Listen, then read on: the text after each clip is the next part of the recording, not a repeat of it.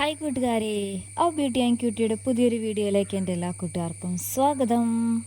അപ്പോൾ നമുക്കിടെ ഇന്നത്തെ വീഡിയോ എന്ന് പറയണത് ഒത്തിരി വിഷമമുള്ള ഒരു വീഡിയോയും പിന്നെ ഇത്രയും നാളും കൊണ്ട് എനിക്ക് മനസ്സിലാക്കാൻ പറ്റിയ കാര്യങ്ങൾ, ഈ കോഴി വളർത്തലിലൂടെ എനിക്ക് മനസ്സിലാക്കാൻ പറ്റിയ കുറച്ച് കാര്യങ്ങളൊക്കെയാണ് കേട്ടോ ഇന്നത്തെ വീഡിയോ എന്ന് പറയണത്. കാരണം ഞാനൊരു തുടക്കക്കാരിയാണ്, എനിക്കിതിനെപ്പറ്റി വലിയ ഐഡിയ ഒന്നും ഇല്ലായിരുന്നു. അതുകൊണ്ട് തന്നെ യൂട്യൂബിലെ വീഡിയോസ് കണ്ടിട്ടാണ് ഞാൻ ഇതിലേക്ക് ഇറങ്ങിത്തിരിക്കുന്നത്. അപ്പോൾ തുടക്കത്തിൽ സ്റ്റാർട്ട് ചെയ്യുന്ന പലരും ഇങ്ങനെ വീഡിയോസൊക്കെ കണ്ടിട്ടായിരിക്കും തുടങ്ങാനായിട്ട് പോകുന്നത്. അപ്പോൾ എനിക്ക് പറയാനുള്ളത്, കോഴി വളർത്തൽ എന്ന് പറയുന്നത് ഈ വീഡിയോയിൽ കാണുന്നത് പോലെ അത്ര ഈസി ആയിട്ടുള്ള ഒരു കാര്യമേ അല്ല. കാരണം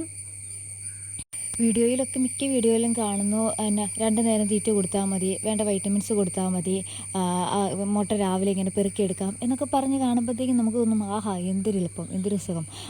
വർഷത്തിലൊക്കെ ചിലരൊക്കെ പറയും അറക്കപ്പൊടിയൊക്കെ ഇട്ട് കൊടുത്തു കഴിഞ്ഞ് കഴിഞ്ഞാൽ വർഷത്തിലൊരിക്കൽ ക്ലീൻ ചെയ്താൽ മതി, വേറെ വിഷയമൊന്നുമില്ല, നല്ല എളുപ്പമുള്ള പണിയാണ്, വീട്ടമ്മയ്ക്ക് ചെയ്യാൻ പറ്റുന്ന പരിപാടിയാണ് എന്നൊക്കെ പറഞ്ഞാണ് വീഡിയോസിൽ മിക്ക വീഡിയോസിൽ, ഇനി അല്ലാത്ത വീഡിയോസ് ചെയ്യുന്നുണ്ടായിരിക്കാം, പക്ഷെ ഞാൻ കണ്ടിട്ടുള്ളത് അധികം അങ്ങനെയുള്ള വീഡിയോസാണ്. അപ്പോൾ അങ്ങനെയുള്ള വീഡിയോയിൽ നിന്നാണ് എനിക്കൊരു പ്രചോദനം കിട്ടിയത്. പക്ഷേ ഇതിൻ്റെ സൈഡും, ഒരു നല്ല സൈഡ് എന്നതുപോലെ തന്നെ ഇതിനൊരു മറുവശം കൂടിയുണ്ട്. അതാരും വീഡിയോയിൽ പറഞ്ഞ് ഞാൻ കണ്ടിട്ടില്ല കേട്ടോ.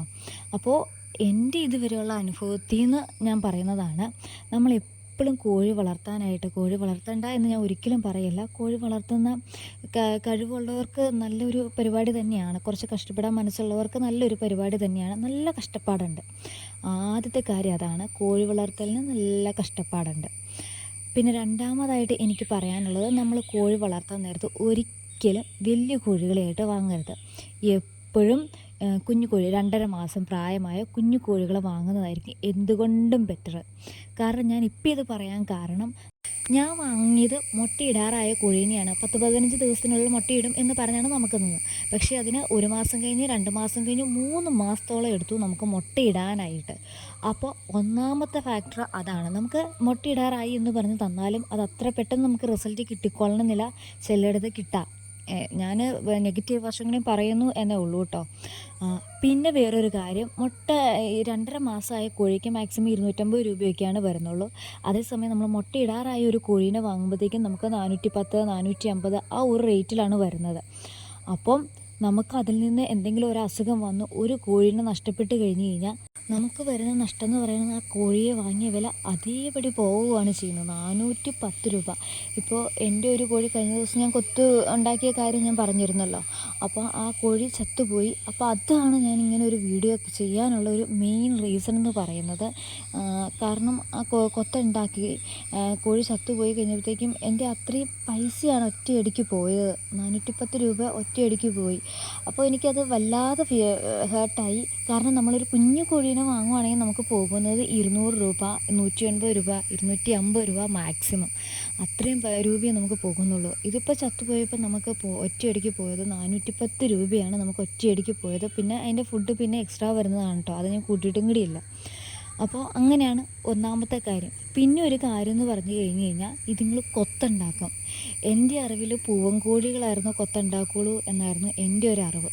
പക്ഷേ ഇവരെ വാങ്ങിക്കഴിഞ്ഞപ്പോഴാണ് അതെൻ്റെ അറിവില്ലായ്മയായിരുന്നു എന്ന് മനസ്സിലായത്. കാരണം കൊത്തായിരുന്നു എൻ്റെ ആദ്യത്തെ പ്രശ്നം. കൊത്തും തൂക്കമൊക്കെ ആയിരുന്നു എൻ്റെ ആദ്യ കാലഘട്ടങ്ങളിലെ പ്രശ്നം എന്ന് പറയുന്നത് അതായിരുന്നു.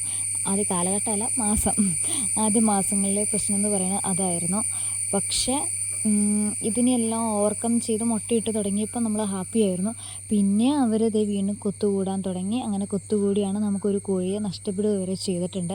അപ്പോൾ നമ്മളെ സംബന്ധിച്ച് നമ്മൾ എപ്പോഴും കോഴിക്കൂട്ടി കിടക്കത്തൊന്നുമില്ലല്ലോ.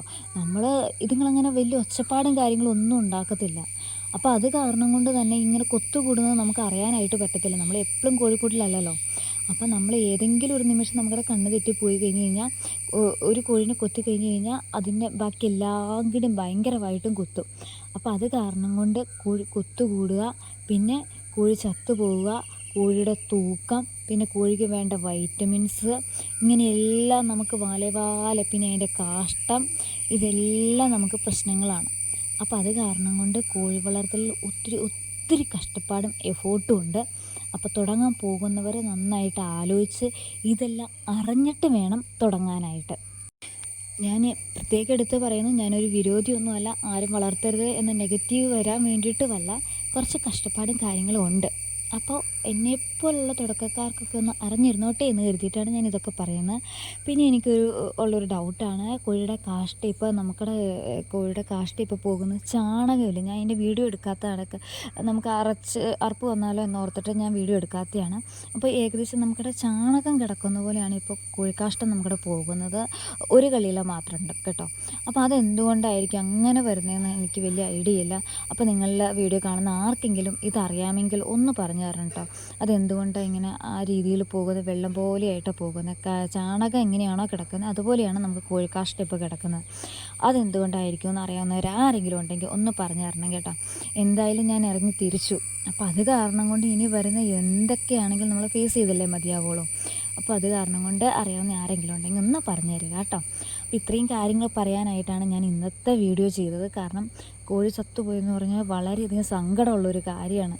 അപ്പോൾ ഇറങ്ങിത്തിരിക്കുന്നവരെന്തായാലും എന്തും ഫേസ് ചെയ്യാനുള്ള ഒരു ധൈര്യത്തോടു കൂടി തന്നെ ഇറങ്ങിത്തിരിക്കുക. എന്തായാലും ബെറ്ററായിട്ടും വരാം കേട്ടോ. നെഗറ്റീവ് മാത്രമല്ല പോസിറ്റീവും ഉണ്ട്, രണ്ട് സൈഡും ഉണ്ട് എന്ന് ചിന്തിച്ചിട്ട് തന്നെ തുടങ്ങുക കേട്ടോ.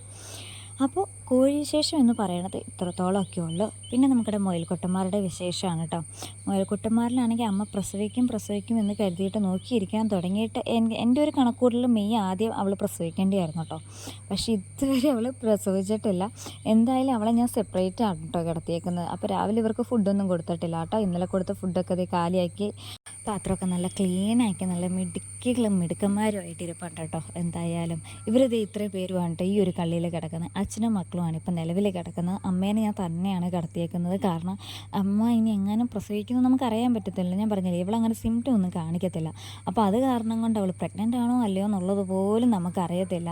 എന്തായാലും ഇനി കുഞ്ഞുണ്ടായാലോ രാത്രിയൊക്കെ ആണെങ്കിൽ ഇവരാണെങ്കിൽ ചവിട്ടി കുഞ്ഞുങ്ങൾക്ക് എന്തെങ്കിലും ഉണ്ടായാലോ എന്ന് കരുതിയിട്ട് ഞാൻ ഇവരെ എല്ലാവരും ഒരുമിച്ചിട്ടിട്ട് അമ്മേനെ തന്നെയാണ് കേട്ടോ കിടത്തിയേക്കുന്നത്.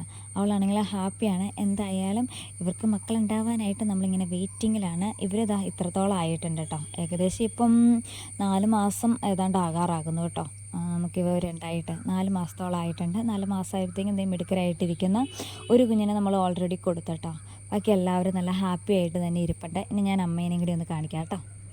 ഇത് കണ്ട നമുക്കിടെ അമ്മക്കുട്ടൻ്റെ കണ്ട, ഇവളിപ്പോൾ തന്നെയാണ് കിടപ്പ്. പ്രഗ്നൻ്റ് ആണോ എന്നൊന്നും എനിക്കറിയത്തില്ല. ഇവൾ രോമവും പഴിക്കുന്നില്ല, അവൾക്ക് കൊടുക്കുന്ന പുല്ലെടുത്തുകൊണ്ട് പോയി കൂടും ഒരുക്കുന്നില്ല, ഒന്നും ചെയ്യുന്നില്ല. എന്തായാലും ആളിങ്ങനെ ഇരിക്കുന്നുണ്ട് കേട്ടോ. എന്തായാലും അവളങ്ങനെ ഇരിക്കട്ടെ, നമുക്ക് വെയിറ്റ് ചെയ്തിരിക്കാം. ഇന്നോ നാളെയോ എന്നുള്ള രീതിയിൽ നമുക്ക് വെയിറ്റ് ചെയ്തിരിക്കാം. അപ്പോൾ ഇന്നത്തെ വിശേഷം എന്ന് പറയുന്നതും ദാ ഇത്രേ ഉള്ളൂ. അപ്പോൾ നമ്മുടെ വീഡിയോ ഇഷ്ടമായി എന്നുണ്ടെങ്കിൽ ഒന്ന് ലൈക്ക് ചെയ്യാനും ചാനൽ ആദ്യമായിട്ട് കാണുന്ന കൂട്ടുകാർ ഒന്ന് സബ്സ്ക്രൈബ് കൂടി ചെയ്ത് സപ്പോർട്ട് ചെയ്യാൻ മറക്കരുതേ. ബൈ.